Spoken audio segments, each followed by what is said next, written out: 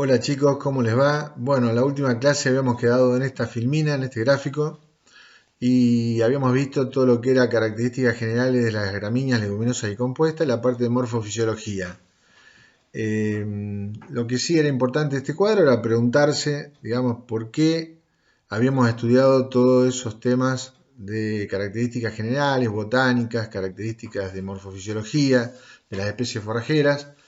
Y es para esto, es para terminar en esto, esa es la pregunta, y no terminar diciéndose pastorea de esta altura hasta esta altura, con algo, digamos, que sea un poco bizarro.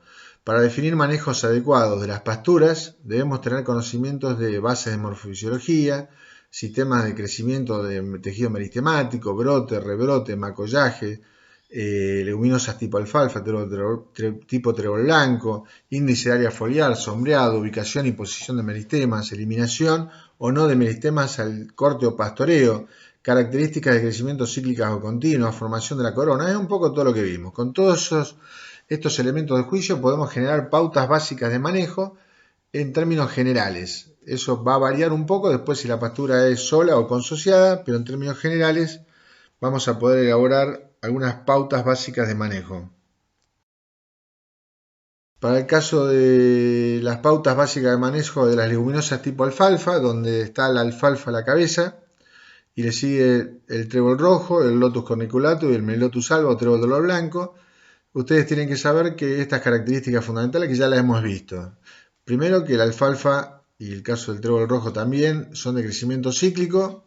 Eso significa que cuando llegan a cierta altura de madurez de la planta, eh, cierta altura de madurez, cierta madurez de los tallos y amarillamiento de las hojas basales, o en primavera llegan a principio de floración, entonces empieza a haber un rebrote de la corona. Ese rebrote de la corona nos está indicando que ya podemos largar a pastoreo en una franja.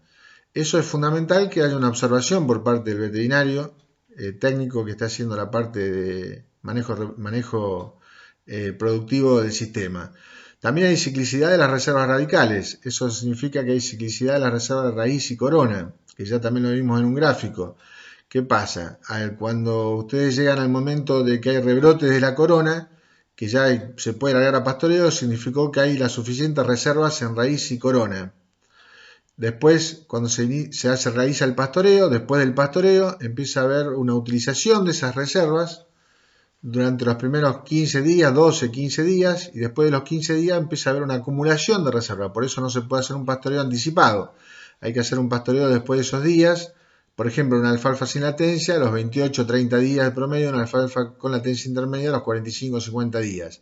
Cuando hay otra vez capacidad de rebrote desde la corona y rebrote desde la corona, nos está indicando que hubo otra vez acumulación de reservas. Esa ciclicidad es lo que llamamos ciclicidad de las reservas de raíz y corona. Hay eliminación del tejido meristemático al corte o pastoreo, eso ustedes ya lo saben porque lo vieron en la figura. Poca área foliar remanente es la que queda cuando se realizan pastoreos intensos. El área foliar, las hojas que quedan en el área foliar son de poca capacidad fotosintética porque soportaron el sombreado.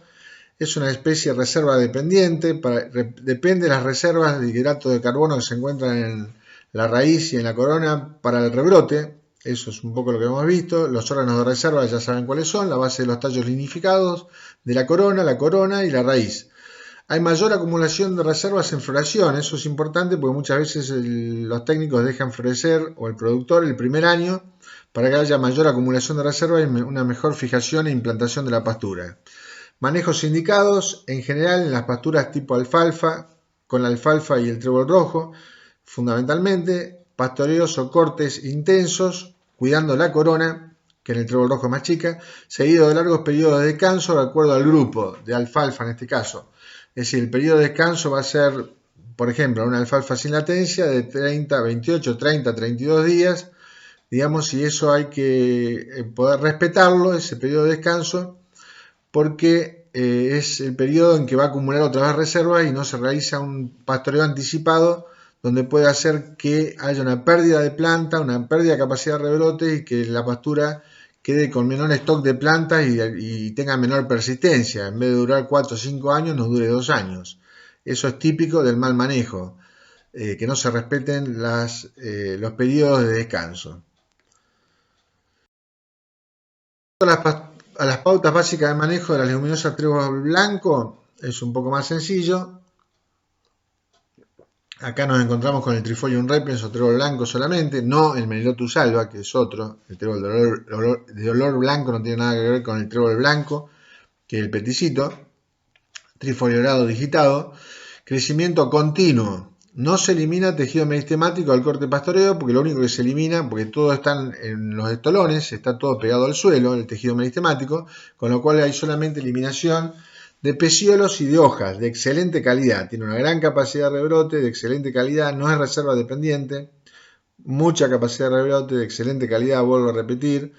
No hay grande rendimiento de materia seca. Fíjense que un trébol blanco solo, que no se va a sembrar solo porque es generalmente muy empastante y muy peligroso desde ese punto de vista, produce 3.000 kilogramos de materia seca hectárea año, cuando una alfalfa produce arriba de 15.000 kilogramos de materia seca hectárea año. Generalmente esta pastura se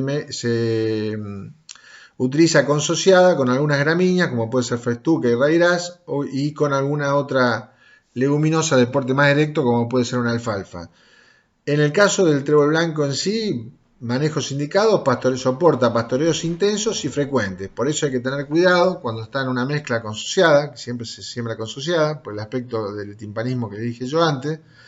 Entonces tenemos que tener en cuenta de que esos pastoreos intensos, y si hacemos el pastoreo en función de esta leguminosa, el pastoreo intenso y frecuente puede hacer que a través del año, por ejemplo, en un trébol blanco y una festuca, quede en la mezcla el trébol blanco, y eso el día de mañana nos va a traer graves problemas de manejo con respecto al timpanismo, por ser prácticamente una bomba atómica desde ese punto de vista.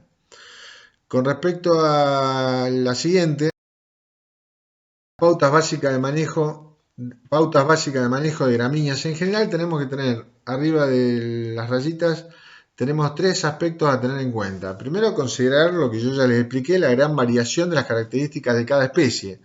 Es decir, hay una gran variación. Es muy distinto una festuca que una avena, y es muy distinto que un gramarrodes de porte mucho más grande, mayor cantidad de materia seca, una megatérmica. Es muy distinto que un sorgo forrajero, por ejemplo tipo Sudan Gras o azucarado. Es decir, hay mucha variación, con lo cual no hay un lineamiento general con respecto a las características de las gramíneas en general. Hay distinta variabilidad y variación. Tener en cuenta el hábito de crecimiento, por ejemplo, si es erecto, como el caso puede ser de una avena, si es espitoso, como una festuca, si es estolonífero decumbente como un gramarrodes. También importa el ciclo biológico, si está en etapa vegetativa, si está en etapa prereproductiva o en etapa reproductiva. Con respecto a tener en cuenta esos tres aspectos, vamos a tener en cuenta lo que está por debajo de la línea, que son durante los pastoreos de especies de hábito más erecto, es decir, lo cual es especies de hábito más erecto significa que la gramínea va a tener el sistema de macollaje más por encima del suelo, es decir, más elevado, tiene mayor eliminación de tejido meristemático y menor área foliar remanente. Cuanto más elevado esté, por ejemplo, una especie de porte más erecto, como un trigo para forraje, un trigo para grano que lo utilicemos para forraje, o doble propósito que lo utilicemos, en ese caso va a tener mayor remoción de tejido meristemático del sistema de macollaje, y menor área foliar remanente, porque las hojas van a estar un poco más vertical, por lo que son más importantes las reservas. Contrario a esto, durante los pastoreos, las especies de hábito más rastrero, es decir, que es típico de las gramíneas rastreras, de porte más rastrero, donde el sistema de macollaje está más pegado al suelo, como puede ser una avena, digamos, para pastoreo, tiene menor remoción de tejido meristemático, o ninguna remoción de tejido meristemático del sistema de macollaje, mayor área foliar remanente, por lo que son menos importantes las reservas. Pero acá concluimos con lo siguiente: los manejos indicados son pastoreos en etapa vegetativa terminal, donde tenemos una gran capacidad de rebrote, una gran calidad de forraje, pero menor producción de forraje total, y pastoreos oportunos en prefloración, evitando la dominancia apical, que es la dominancia hacia la parte reproductiva. En esta etapa de perfloración, evitando la pastoreo oportuno en perfloración, evitando la dominancia apical, ustedes deben recordar que es fundamental porque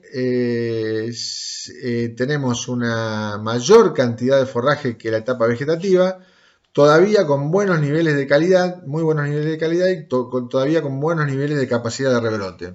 Si logramos mantener esta etapa, sobre todo en la semipermanente, gramínea semipermanente, fundamental, lo tenemos que hacer con pastoreo rotativo, controlado. Y por último, tenemos las pautas básicas de manejo de la chicoria, en este caso la chicoria forrajera, crecimiento continuo, se mantiene verde durante todo el año, otoño, invierno, primavera, en verano, otoño, invierno, primavera, en verano entra en etapa reproductiva, floración y semillazón, gran capacidad de rebrote, de excelente calidad, rebrota cada 28-30 días, pastoreo en etapa, bueno, lo que le dije antes, no se eliminan los tejidos, no hay eliminación del tejido meristemático al corte o pastoreo, es una especie no reserva dependiente, sino nitrógeno dependiente, va a depender su producción y su capacidad de rebrote del nitrógeno que haya en el suelo. Hay que dejar poca área foliar remanente cuando hay buenos niveles de nitrógeno en el suelo, y hay que dejar algo de área foliar remanente si los niveles de nitrógeno en el suelo se agotan, sobre todo al segundo o tercer año, y aumenta la compactación del suelo.